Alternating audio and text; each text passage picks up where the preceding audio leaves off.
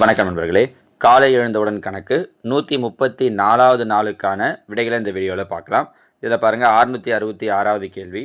ஒரு கனசதுரத்தின் மொத்த புறப்பரப்பு 384 சதுர சென்டிமீட்டர் எனில் அதன் கன அளவை காண்க. கனசதுரத்தோட மொத்த புறப்பரப்பு கொடுத்துருக்காங்க. கனசதுரத்தோட மொத்த புறப்பரப்புக்கான ஃபார்முலா 6a². இதுதான் எவ்வளோன்னு சொல்லியிருக்காங்க அப்படின்னா 384. நமக்கு ஃபஸ்ட்டு தேவை ஏ. அவங்க அடுத்ததாக கேட்டிருக்கிறது கன அளவு. கன அளவுக்கு ஏ கியூப் ஃபார்முலா கரெக்டாக ஞாபகம் இருக்கா? கனசதுரத்துடைய கன அளவுக்கு ஏ கியூப். அப்போ ஃபஸ்ட்டு ஏ கண்டுபிடிக்கணும். பாருங்கள், 6ஆல் கேன்சல் பண்ணலாம். 1 6 6 36, மீதி 2 4 24. ஸோ ஏ ஸ்கொயரோட வேல்யூ 64. அப்போ ஏவோட வேல்யூ என்ன கிடைக்கும் அப்படின்னா 8 ஸ்கொயர் 64 இல்லையா? அப்போ ஏவோட வேல்யூ 8. கனசதுரத்தின் கன அளவு அதோட வால்யூமுக்கான ஃபார்முலா ஏ கியூப். அப்போ ஏவோட வேல்யூ 8. 8 கியூப் பண்ணுறோம் அப்படின்னா 512. ஸோ ஆன்சர் ஆப்ஷன் பி 512 கன சென்டிமீட்டர். சரிங்களா? அடுத்ததாக கேள்வி எண் 667. எக்ஸ் ப்ளஸ் 1/x எனில் ஈக்குவல் டு 2 எனில் X cube plus 1/x cube. இதுக்கு நம்ம ஏற்கனவே ஷார்ட்ஸில் ஒரு ஷார்ட்கட் ஒன்று போட்டிருக்கோம். இப்படி எக்ஸில் கொடுத்துட்டு எக்ஸ் கியூபில் கேட்குறாங்க அப்படின்னா ஒன்றுமே இல்லை, ரொம்ப சிம்பிள். அவங்க சொன்ன வேல்யூ இந்த 2 இருக்குது இல்லையா? இந்த 2 கியூப் பண்ணணும். அடுத்ததாக நடுவில் இருக்கக்கூடிய இந்த ப்ளஸ்ஸு, இங்கே ப்ளஸ் இருந்தால் மைனஸ் போடணும், மைனஸ் இருந்தால் ப்ளஸ் போடணும். ஃபஸ்ட்டு ஸ்டெப்பு கியூப் பண்ணணும். அடுத்து குறியை மாற்றணும். அடுத்து இந்த நம்பரை 3ஆல் பெருக்கணும். கியூப் பண்ணணும், இங்கே 3ஆல் பெருக்கணும். 2 கியூப் பண்ணோம் அப்படின்னா 8 மைனஸ் 3 6. 8ல் 6 போயிடுச்சு அப்படின்னா 2 அப்படிங்கிறது தான் ஆன்சர்.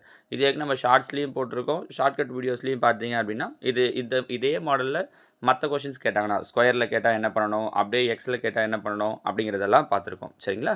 ஸோ இந்த இடத்துல ஆன்சர் ஆப்ஷன் பி 2. அடுத்ததாக 668.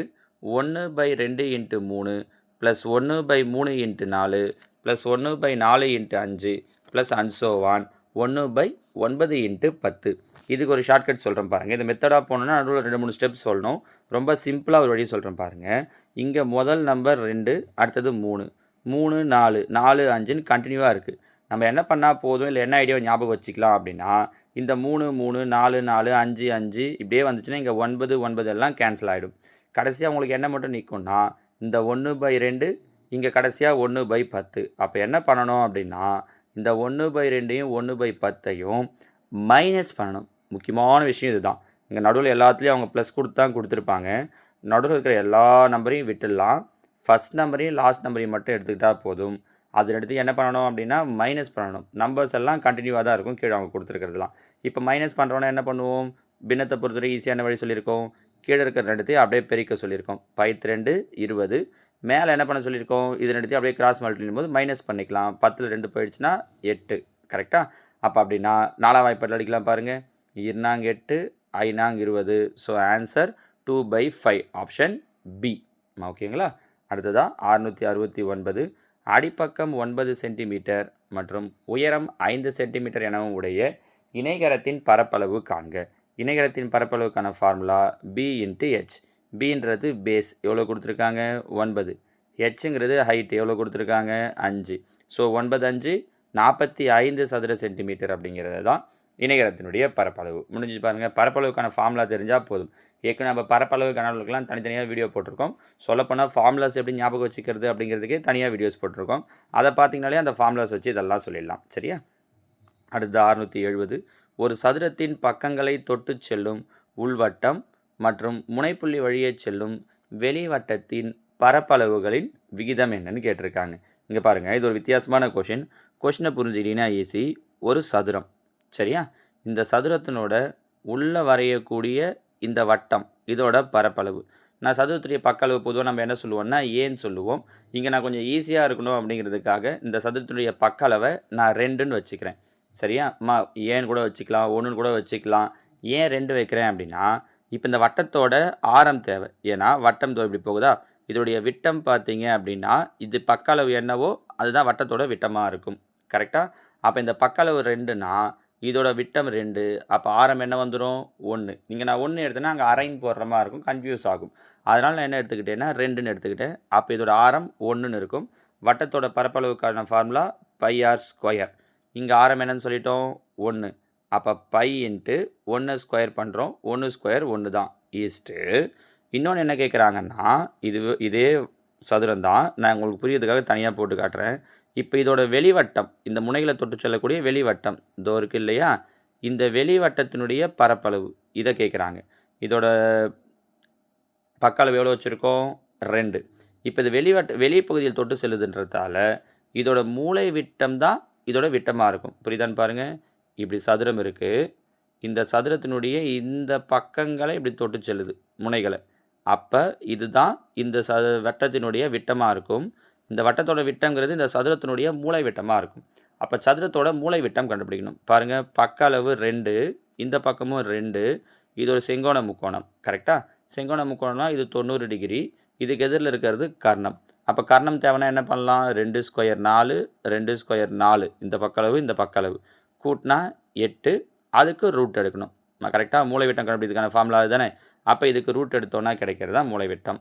அப்போது மூலை விட்டம்ன்றது தான் இதோட விட்டம். ரூட் 8ன்னு கிடைக்குது. ரூட் 8 நம்ம எப்படி பிரிச்சுக்கலாம்? 4 2 8ன்னு பிரிக்கலாம். 4 ரூட்டை விட்டு வெளியே எடுத்தோம் அப்படின்னா 2. அப்போ 2 ரூட் 2.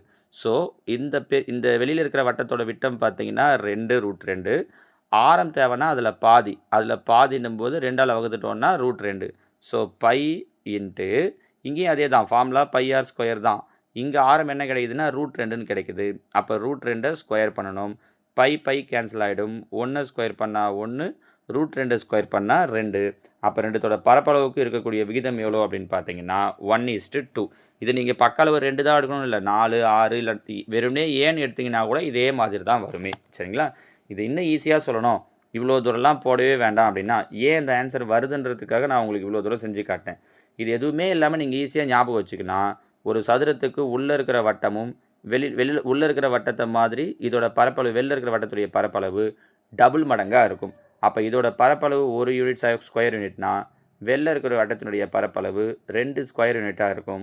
So answer 1:2. அவ்வளோதான். வேறு எதுவுமே இல்லாமல் ரொம்ப சிம்பிளாக சொல்லணும் அப்படின்னா நம்ம இப்படி சொல்லி முடிச்சிடலாம். எப்படி வருது அப்படிங்கிறதுக்காக நம்ம உங்களுக்கு அப்படி சொன்னோம். இதையே மாற்றி கொஷின் கேட்குறாங்கன்னா எப்படி? வெளிவட்டம் முதல்ல சொல்லிவிட்டு உள்வட்டம் அடுத்ததாக சொல்கிறாங்கன்னா மாற்றி எழுதணும் 2:1ன்ட்டு. அவங்க என்ன வார்த்தை சொல்கிறாங்க அப்படிங்கிறத கவனிச்சுக்கோங்க. சரிங்களாம்மா? ஸோ இது 5 தான் நேற்று சொன்ன கேள்விகளுக்கான விடைகள். அடுத்ததாக காலை எழுந்தவுடன் கணக்கு 135வது நாளுக்கான வினாக்களை இதில் பார்க்கலாம். 671வது கேள்வி பாருங்கள். எக்ஸ் மற்றும் ஒய் என்ற இரு தையல்காரர்கள் சேர்ந்து வாரத்தில் ரூபாய் 550 சம்பளமாக பெறுகின்றனர். ஒய்யின் சம்பளத்தில் 120% எக்ஸ் சம்பளமாக பெறுகிறார் எனில் ஒய்யின் வார சம்பளம் எவ்வளவு? அடுத்ததாக 672. ஏபிசி ஆகிய மூவரும் ஒரே நேரத்தில் ஒரே திசையில் ஒரு வட்டமான மைதானத்தை சுற்றி ஓடுகின்றனர். ஏ ஆனவர் 252 வினாடிகளிலும், பி 308 வினாடிகளிலும், சி 198 வினாடிகளிலும் ஒரு முழு சுற்றை முடிப்பார்கள் எனில் அவர்கள் மூவரும் துவக்க இடத்தில் ஒன்றாக வர எவ்வளவு நேரம் ஆகும்? 673. ஏ மற்றும் பி இணைந்து ஒரு வேலையை 30 நாட்களில் செய்வர். 20 நாட்கள் இருவரும் இணைந்து வேலை செய்த பின்பு பி வேலையிலிருந்து விலகிவிட்டார். மீதமுள்ள வேலையை ஏ மட்டும் 20 நாட்கள் செய்தார் எனில் முழு வேலையை ஏ மட்டும் செய்து முடிக்க எடுத்துக்கொள்ளும் நாட்கள். நம்ம இதெல்லாமே டைம் அண்ட் ஒர்க்கில் முன்னாடி நிறைய சொல்லியிருக்கோம். சரியா? 674. 12 நாட்களில் ஏ என்பவர் ஒரு வேலையை முடிக்கிறார். பி என்பவர் ஏவை விட 60% திறமையானவர் எனில் பி தனியாக அதே வேலையை எத்தனை நாட்களில் முடிப்பார்? இதுவும் டைம் அண்ட் ஒர்க்கில் வர்றது தான். அடுத்ததாக கேள்வி எண் 675. சுருக்குக 12 cube plus 13 cube minus 25 cube. நம்ம இதையும் முன்னாடி சுருக்குதல் டாபிக் காலையில் 5 வீடியோ ஈவினிங் 5 வீடியோன்னு போடும்போது சொல்லியிருக்கோம். இருந்தாலும் இங்கே நான் உங்களுக்கு எப்படி போடுறது அப்படின்றத ஷார்ட்கட்லையும் சொல்கிறேன். இந்த 5 கேள்விகளுக்கு விடைகள் என்னன்றதை கீழே கமெண்டில் சொல்லுங்கள். நாளைக்கு நான் உங்களுக்கு இதுக்கான விடைகளை சொல்கிறேன். ஓகேவா? தேங்க்யூ.